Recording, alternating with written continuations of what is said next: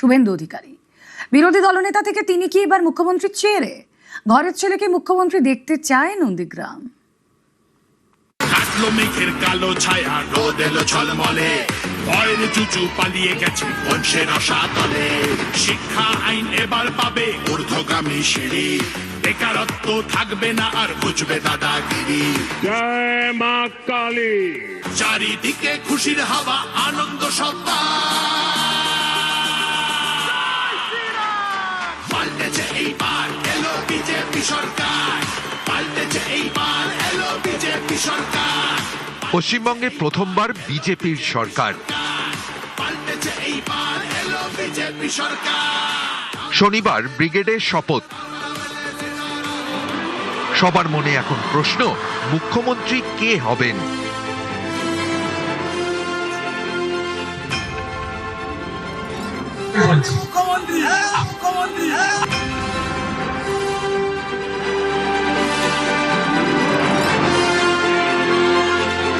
নন্দীগ্রাম আন্দোলনের অন্যতম মুখ ছিলেন শুভেন্দু অধিকারী। তার জন্যই আজকের মমতা মুখ্যমন্ত্রী হয়েছে।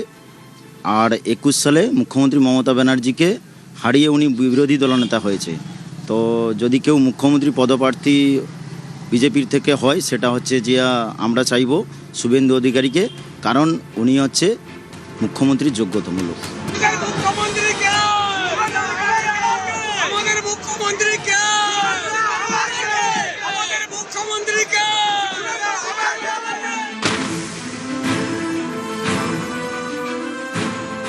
নন্দীগ্রাম 2011 সালে পরিবর্তনের অন্যতম আঁতুড়ঘর। জমি আন্দোলনের মধ্যে দিয়েই নন্দীগ্রাম হয়ে ওঠে নন্দীগ্রাম। 2007 সালের 14ই মার্চ এই নন্দীগ্রামে গুলি চলে, প্রাণ যায় 14 জনের। এ নিয়ে তোলপাড় হয়ে যায় রাজ্য রাজনীতি।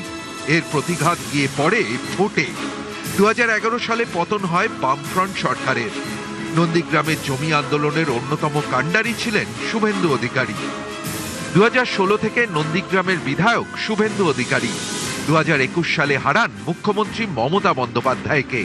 1956 ভোটে মমতাকে হারান শুভেন্দু। এবারও নন্দীগ্রামে শুভেন্দুর জয়। 9665 ভোটে শুভেন্দু অধিকারীর কাছে হেরেছেন তৃণমূলের পবিত্র কর। নন্দীগ্রাম এবার চাইছে ঘরের ছেলেই মুখ্যমন্ত্রী হন। মেদিনীপুরের ছেলে, নন্দীগ্রামের ভূমিপুত্র, দাদাকেই আমরা মুখ্যমন্ত্রী হিসাবে দেখতে চাই। শ্যামাপ্রসাদ মুখার্জির মাটিতে প্রথম বিজেপি সরকার হচ্ছে। দাদা বিদায়ী মুখ্যমন্ত্রীর বাড়িতে গিয়ে ওখানে হারিয়ে দিয়ে এসছে, সেই কারণে আমরা দাদাকেই তো মুখ্যমন্ত্রী হিসেবে দেখতে চাই। স্কুল শিক্ষক হিসাবে ওনাকে চাইছি। আমার নন্দীগ্রামবাসী তথা পূর্ব মেদিনীপুরের অনেক লড়াইয়ের মধ্যে দিয়ে, অনেক সংগ্রামের মধ্য দিয়ে যে সমস্ত মানুষরা বিভিন্নভাবে বিভিন্ন সমস্যার সম্মুখীন হয়েছে, সেগুলো থেকে বিভিন্ন প্রতিরোধের মধ্য দিয়ে মানুষ অনেক আশীর্বাদ করে ভোটদানের মাধ্যমে ওনাকে নিয়ে এসছেন। পূর্ব মেদিনীপুর জেলার অধিবাসী হিসেবে আমি শুভেন্দু অধিকারীকে মুখ্যমন্ত্রী হিসেবে দেখতে চাই। এর আগে পূর্ব মেদিনীপুর থেকে একজনই মুখ্যমন্ত্রী হয়েছেন, তমলুকের অজয় মুখোপাধ্যায়। এবার নন্দীগ্রাম চায় কাথির শুভেন্দু রাজ্যপাট সামলান।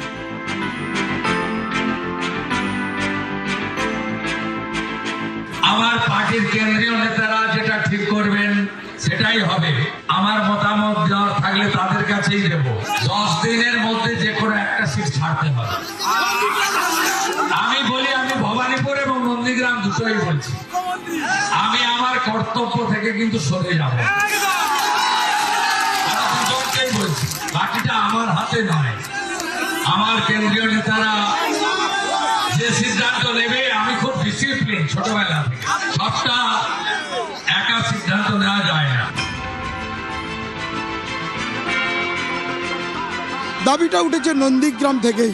সেই নন্দীগ্রাম যেখানে শুভেন্দুর সঙ্গে সম্পর্ক জমি অধিগ্রহণ বিরোধী আন্দোলন থেকেই, সেই নন্দীগ্রামে আজ উঠল যে মুখ্যমন্ত্রী রাজ্যের যিনি হবেন, সেই পদে শুভেন্দু অধিকারীকেই দেখতে চান তারা।